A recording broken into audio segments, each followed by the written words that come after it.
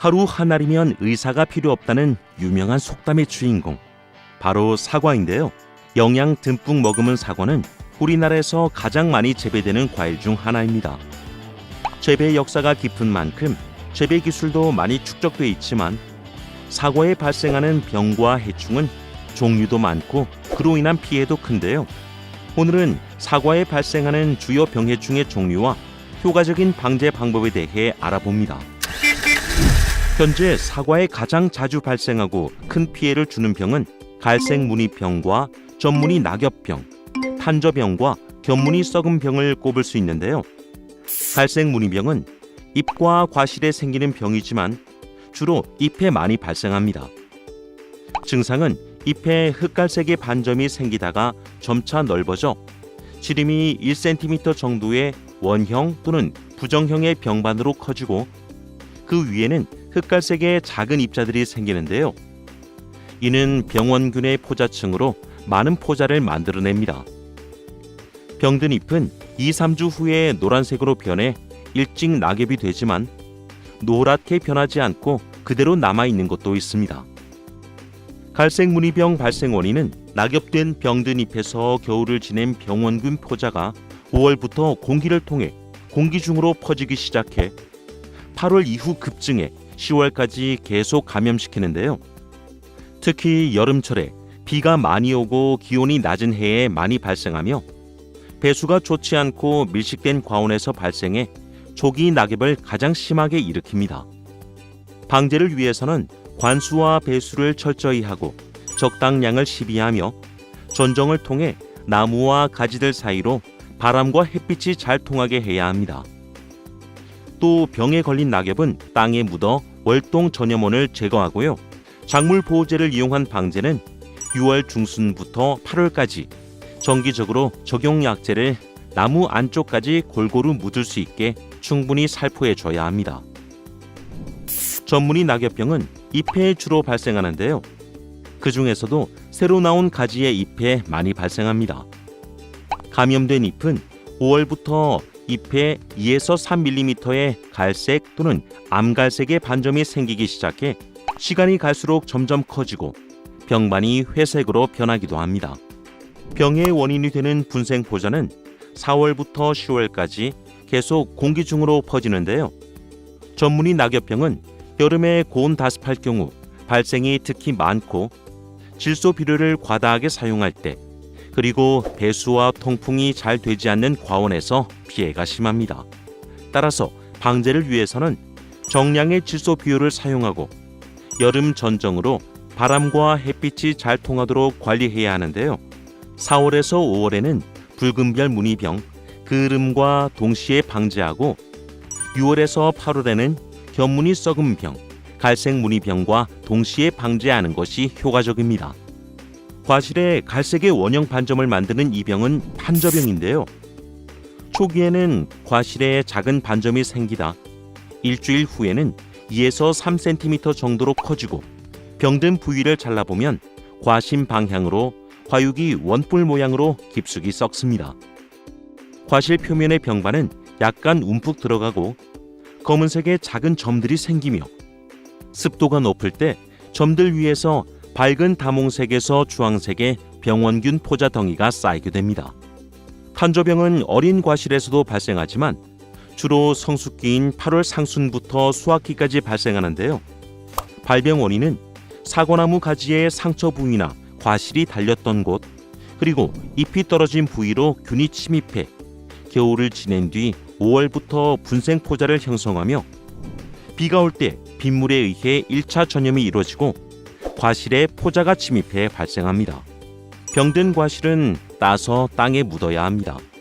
또 비료와 배수 관리를 철저히 하고 사과나무의 자람세를 적절하게 유지해 주는 것이 중요합니다. 견무늬 썩은 병은 과실에 큰 피해를 주는 병인데요. 초기 증상은 껍질에 갈색의 작고 둥근 반점이 생기는데 이 반점의 주위가 붉게 착색돼 눈에 잘 띕니다.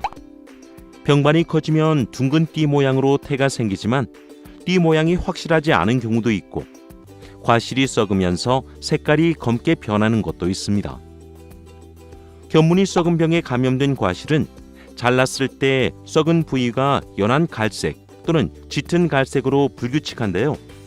이런 증상은 V자 모양으로 과신 부위로 썩어 들어가는 탄저병과 뚜렷하게 구별됩니다. 또한 견문이 썩은 병은 줄기에도 발병하는데요. 병든 가지는 사마귀가 생기거나 껍질이 거칠어지거나 검붉은 색의 암종을 형성하는 세 가지 유형으로 나뉩니다.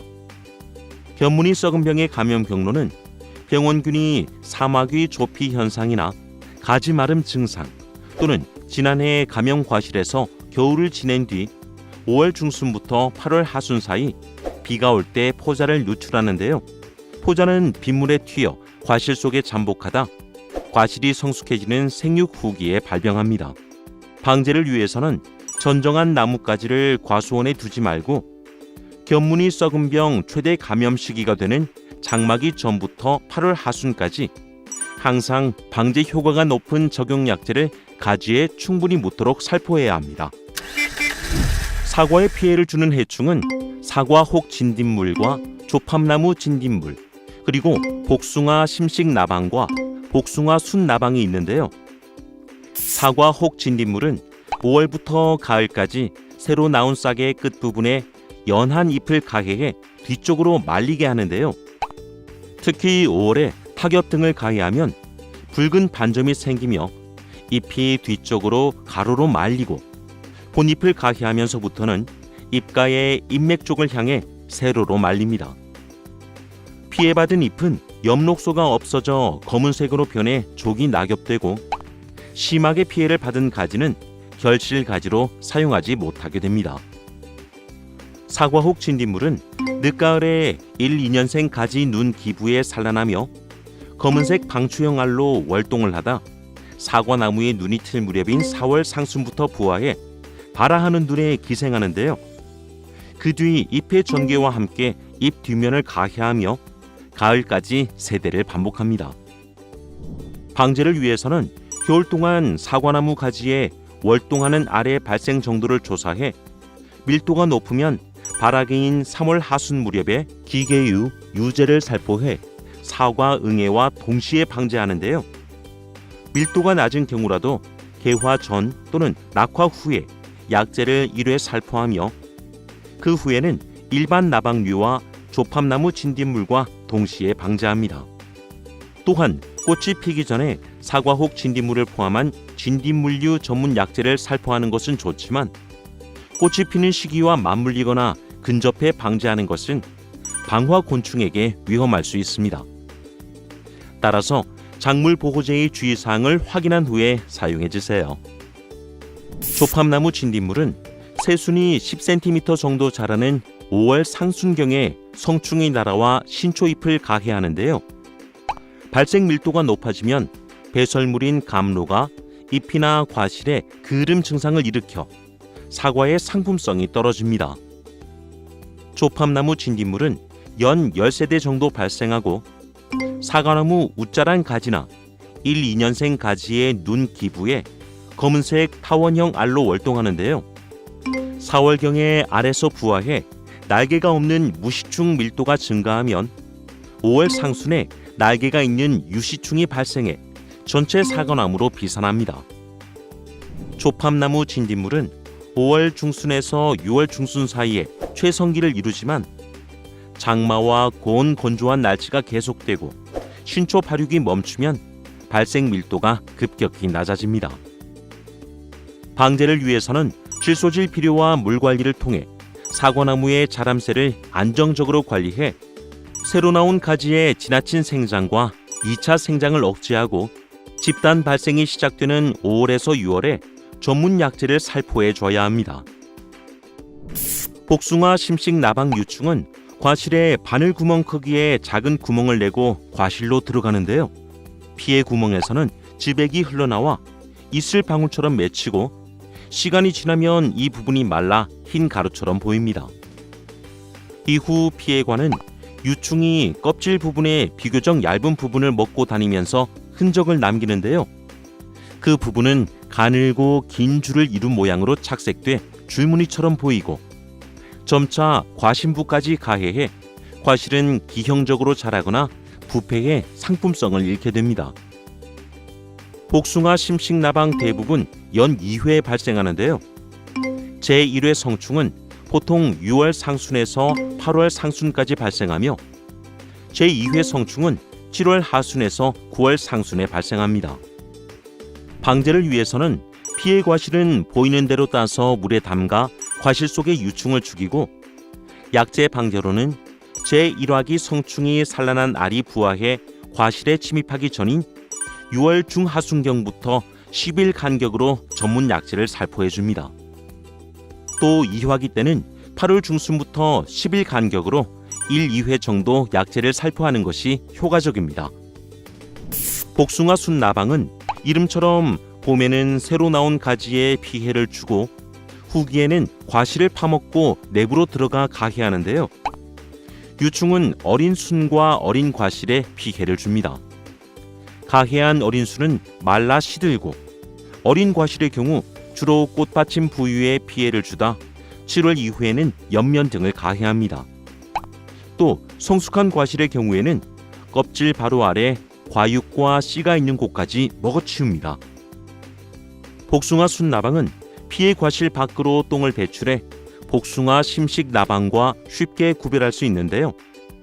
나무 줄기의 거친 껍질 틈에서 노숙 유충으로 월동하는 복숭아 순 나방은 4월 중하순부터 성충이 돼 1년에 4, 5회 발생합니다. 따라서 매년 피해가 많은 사과원은 봄철 나무 줄기의 거친 껍질을 벗겨서 월동 유충의 밀도를 줄이고, 봄에 피해 신초를 초기에 잘라서 유충을 없애야 합니다. 또한 약제 방제는 복숭아 순나방이 산란하는 6월 이후에 2, 3회에 걸쳐 전문 약제를 살포해 주는데요. 복숭아 순나방 방제 적기는 알에서 부화하는 시기로 성페로몬 트랩으로 발생을 예찰한 후에 약제를 살포하고, 복숭아 심식나방과 마찬가지로 교미 교란제를 사용해 방제하는 것도 좋은 방법입니다. 사과나무에 발생하는 병과 해충은 과수류 중 가장 많은 것으로 집계되고 있는데요. 이를 극복하는 방법은 병해충의 특징을 잘 알고 적기에 방제 대책을 세워 피해를 예방하는 것이라고 합니다. 맛 좋고 영양 좋은 사과 생산을 위해 오늘도 애쓰시는 농업인 여러분, 꼼꼼한 예찰과 적기 방제 꼭 잊지 마세요.